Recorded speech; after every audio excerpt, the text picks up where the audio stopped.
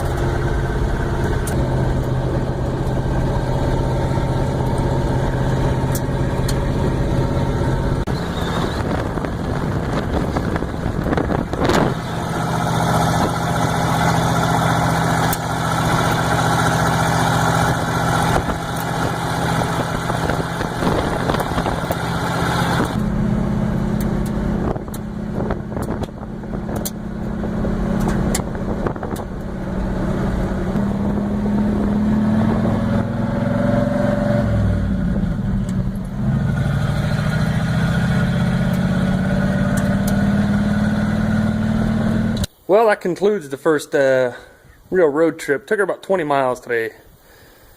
And had Alan come over last night. We put the front brakes together, new drums, new shoes, new springs, new wheel bearings, new wheel seals, all that shit. And got all the brakes bled. It'll stop, but it's not right. The driver's side brake line is plugged. And the metal part of it I took off and I blew out. Well, I guess it's the rubber part from the frame to the actual brake itself. And it's that old hydraulic line with it's got a swivel on it. And the swivel's froze, so basically the only way I can get it off is to take all the fucking brakes off again, because I gotta take the wheel cylinder off and twist that off because I can't spin the nut on the hose. So that's good fucking news. But that I'm going to worry about when I do the back brakes, because one of the wheel cylinders is out back there. It just seeps. It doesn't just blow all the brake fluid like this one did. 20 miles it used about, almost half of the master cylinder, of the brake fluid in the master cylinder. So it's using a little bit. I mean, before it would use all of it in about a mile, but the first time you stopped. From part 6, here's what I've changed. My phone is recording kind of choppy. Hopefully the sound's coming out alright. This steel line was leaking, and eventually it just gave way, so I just replaced it with rubber and an additional filter. You can never have too many filters. Well, I guess you probably could, but 2 is not too many. Got all the heater hose changed. That part that controlled the valve to let the coolant into the heater. Couldn't find one anywhere and didn't want to pay the premium for it, so here we go. A hot and cold water valve. And in the wintertime, just open her up if you want heat. There you go. I'll probably melt this, but I really don't give a shit. Still running without a thermostat. I'm going to go ahead and use that housing. I ordered one. I ordered the wrong fucking one. I'm just going to leave it like it is. It's the temperature gauge says 120. And, I mean, that, you can't barely touch that. That ain't 120. I mean, it's not running hot. I'd say it's running at pretty normal temperatures. I'm not sure why the temperature gauge doesn't work. Usually those are, I'd say it's at least running about 160, 170. Welded my plate there for the battery. That hole, I don't even know if I'm going to worry about covering it. The battery's not sitting on it. I mean, fuck, it ain't hurt nothing. But this fender's toast. There's some good welding there. Rubber strap, bungee cord will do the job. So I think that's about it. That's what I've done so far.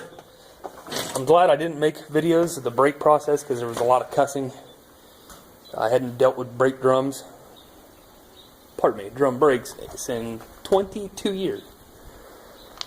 So I just had to knock the rust off, and I'm glad Adam came over and helped me because I would have getting them springs on. Don't know. So she's roadworthy. Oh, that's another thing. The front end, you can't really tell here, but the front wheels are cambered in, and it looks like the tie rod's bent. I'm guessing whenever this was in an accident, I'm guessing it probably went in the ditch and punctured the radiator, and something's, I don't know, a tie rod ain't that big a deal, but the tie rod ends, the rubber on them's good. They're not loose, and I don't know if that thing's supposed to have a bend in it, but yeah, the wheels are cambered in, and going down the road, on a dirt road, it kind of wobbles, which is no big deal, but I took it on pavement today for the first time, and oh boy, you get over 40, the tires start screeching and whatever. So, there's where it's at. Yeah, the next step's just doing the back brakes and squaring away that fucking brake line. God, that really pisses me off. And got the glass all cleaned up today. Put a first sticker on there. That's supposed to be on the air cleaner, but I refuse to run that oil bath in a dirty environment. Those things ain't worth their shit. Plus, they're messy. It's like almost like a Chevy motor. Almost 300 cubic inches and only 160 horsepower. These things, I guess, are torque monsters, though. If you could tell by the driving video when I was shifting, I ran the axle load on this, and the place I found online said it was a 330. And for one, that ain't right, and two, I never even heard of a 330, especially a 3/4 ton pickup back then. I'm guessing it's a typo, and they meant to put 430, because this thing is low geared. She'd be a stump pulling son of a bitch. So yep, that's all for now. We'll see you in the next installment.